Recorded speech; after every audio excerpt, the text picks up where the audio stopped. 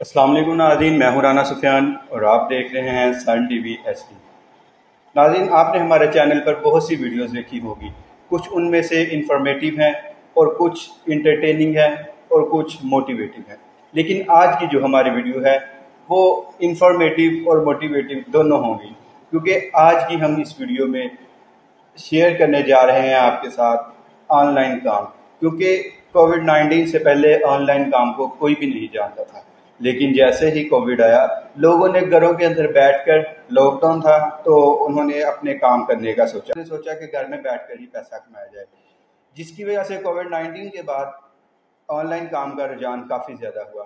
آج کی ہماری ویڈیو میں ہم ڈسکس کریں گے آپ کے ساتھ آن لائن کام کا رجحان، ان کے مسائل اور ان کا حل، اور آن لائن کام میں جو لوگ کامیاب ہوئے ہیں ان کی ڈیٹیل ہم آپ کے ساتھ ڈسکس کریں گے، اور کووڈ سے پہلے کتنے لوگ آن لائن کام کر رہے تھے وہ ڈسکس کریں گے، اور کووڈ کے بعد کتنے لوگ کام کرنے لگے ہیں وہ ہم آپ کے ساتھ ڈسکس کریں گے۔ ہمارے ساتھ رہیے گا، ویڈیو کو اینڈ تک دیکھیے گا اور Sun T V S D کو ضرور سبسکرائب کیجیے گا۔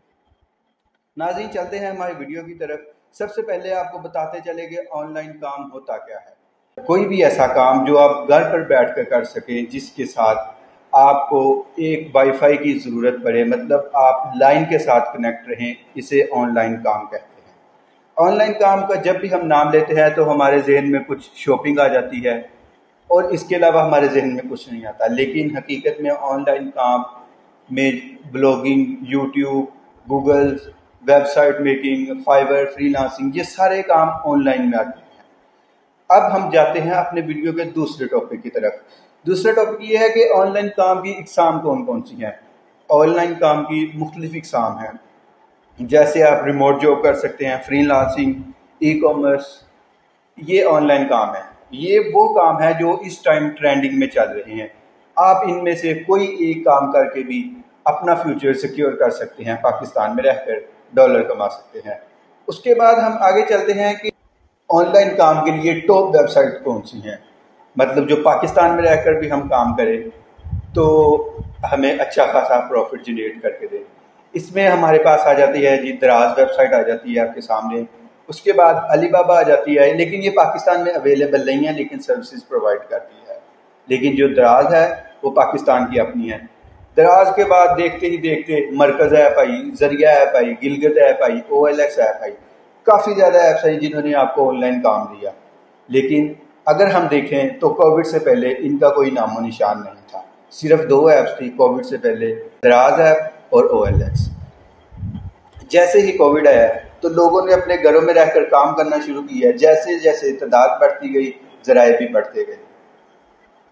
اب ہم دیکھتے ہیں کہ کووڈ سے پہلے جو آن لائن کام تھا وہ کتنے لوگ کر رہے تھے۔ گوگل کے اعداد و شمار کے مطابق مشکل سے 1 لاکھ لوگ آن لائن کام کر رہے تھے، لیکن اب اس کا رجحان بڑھا ہے۔ ہم یہ نہیں کہہ سکتے کہ بہت لوگ آن لائن کام کرنے لگے ہیں، صرف 2% لوگ، پاکستان کے 2% لوگ جو ہیں وہ اس ٹائم آن لائن کام کر رہے ہیں، یعنی کہ 1 ملین لوگ، 10 لاکھ لوگ ہو گئے ہیں صرف ان 3-3.5 سالوں میں۔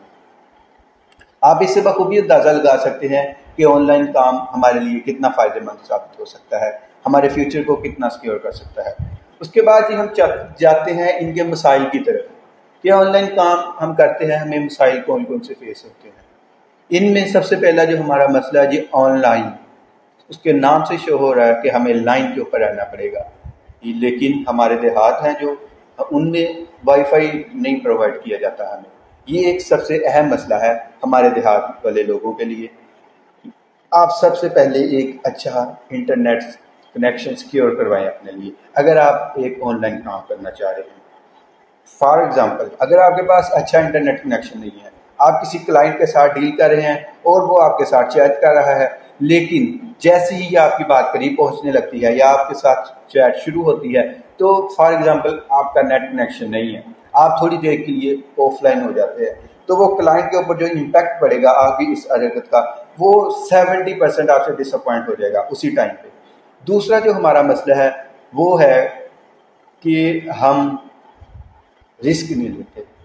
رسک یہ ہے کہ ہم اپنے ناکام ہونے والے لوگوں کو نہیں دیکھتے، ہم अपना पहला चैप्टर हम किसी का नहीं देखते, किसी की मेहनत का, हम उसका 20वां चैप्टर कंपेयर करते हैं अपने पहले चैप्टर के साथ। ये एक हमारे अंदर नेगेटिविटी है, हमारी कौम के अंदर, हमारे अंदर, सब लोगों के अंदर ये एक नेगेटिविटी है। अगर हम किसी कामयाब आदमी को देखें तो उसके पीछे उसकी 10, 15, 20 साल की स्ट्रगल भी देखें।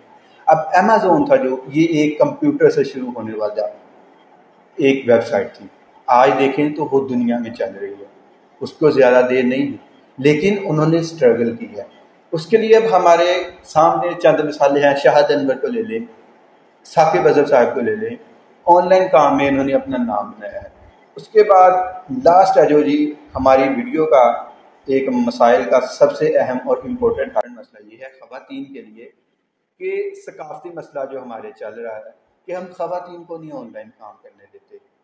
इसमें ये होता है कि उनके ऊपर कुछ हमारे माशरे के बुरे लड़के या बुरे इंसान या बुरे लोग कह लें, जो माशरे में काली भेड़ें होती हैं, वो हमारे माशरे को बदनाम करने लगी होती हैं।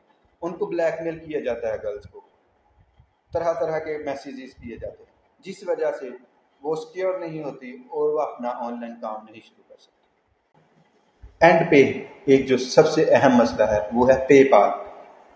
पेपाल पाकिस्तान में नहीं है, लेकिन हम इसको मसला समझते हैं, मेन मसला नहीं समझते, क्योंकि हम पहले पाकिस्तान में ऑनलाइन काम करेंगे, अपनी हरकतें ठीक करेंगे तो पेपाल भी पाकिस्तान में